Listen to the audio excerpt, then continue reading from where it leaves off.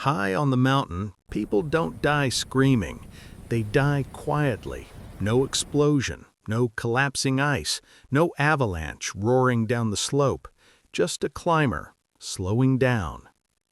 At 26,000 feet, one man stops adjusting his oxygen mask. Another ignores the burning in his lungs. Someone else tells themselves, just 10 more minutes. And that's when the mountain wins. Because the deadliest thing on Everest isn't ice, it isn't storms, it isn't avalanches.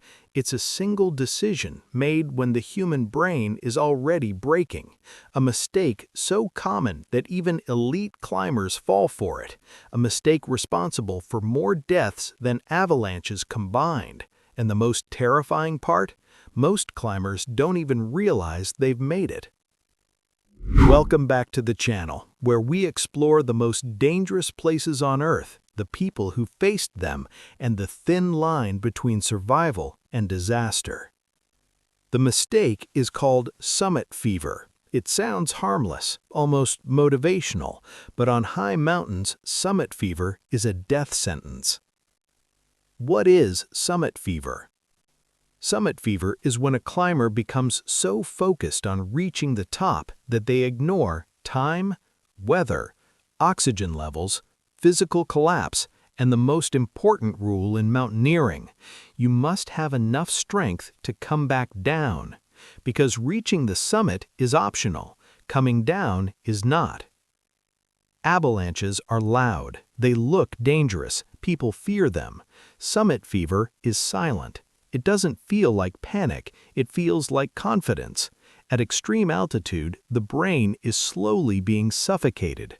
Decision-making shuts down, judgment fades, reality becomes distorted.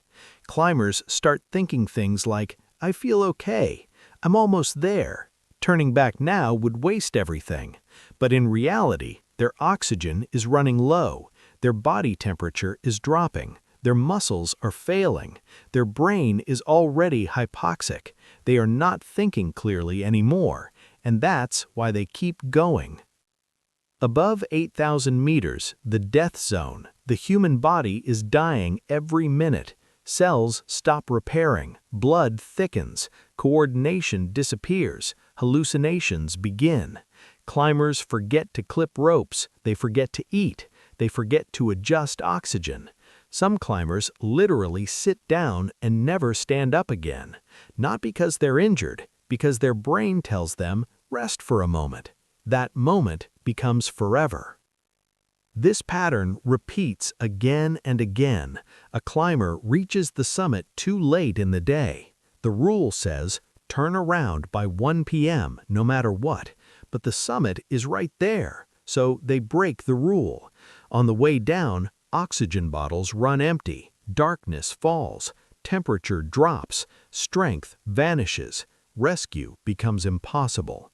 Other climbers pass them, they can't stop, stopping means dying too. So the climber is left behind, still alive, still breathing, just not for long.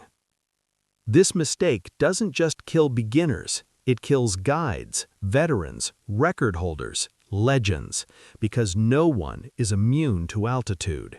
At extreme height, confidence becomes a liability. The mountain doesn't care how skilled you are, how much you paid, how close you are to the top.